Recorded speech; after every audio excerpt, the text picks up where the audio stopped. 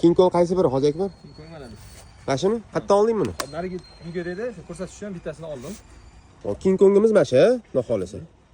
Bu vegetativniy ketadi, ildizi kerak buni bizga, to'g'rimi? To'g'ri, mana o'zidan dumaloq bo'lib bo'linib turibdi. Mana urug'idan bilsak bo'ladi. Dumaloq edi. Xo'sh, akalar mana shu King Kong urug'imiz.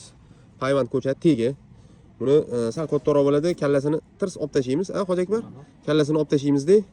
Xo'p, buni ustiga nimani ulaymiz? Mana mana. Astaramida nima edi?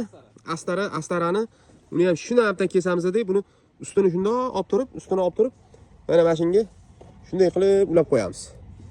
Inshaalloh. Inshaalloh ulaymiz. Hoji Akbar mana shu payvand bo'yicha Turkiyada o'qib kelgan, malakasini oshirib kelgan. Turkiyada ham jo'natganlar buni 1 oydan oshiq o'qib, ustoz ko'rib, aynan payvand bo'yicha, mana shu bo'yicha o'qigan. Endi butun ko'chatxonaga hammasiga javobgar yigit bo'lgani bilan aynan shu payvand bo'yicha spets. Inshaalloh nechta bundan zakazimiz hozir? Xo'p, bundan 1 gektarga zakaz qilishgan. 1 gektarga.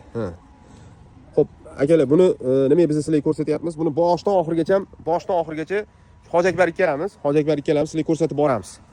Xo'p, bu urug' mana bu sal 3 kun kechroq tashlaganmiz-a buni? 3 kun boshida nimasi ustiga bilan tashlab turib, keyin 3 kundan keyin buni tashlaganmiz. Xo'p, mana qaranglar. Mana bu astarani 3 kun oldin tashlaganmiz, 3 kundan keyin buni tashlaganmiz. Deyarli bir xil bo'lgan. Ko'ryapsizlarmi? Sababi nimaga unaqa qilganmiz, Hoji Akbar? Sababi buni ildiz sistemasi kuchliroq bo'lgani uchun, bir-biriga ulanayotganda shakl bir-biriga to'g'ri kelishi uchun.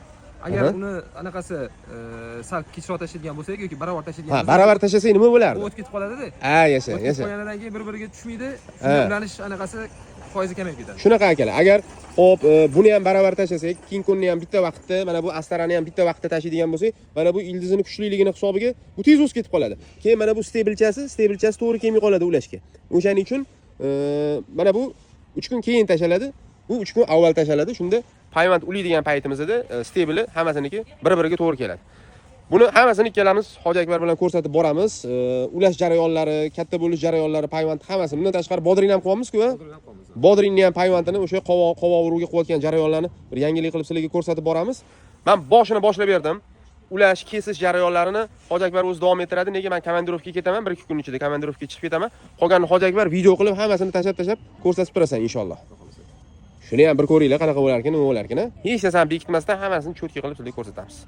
Assalomu alaykum.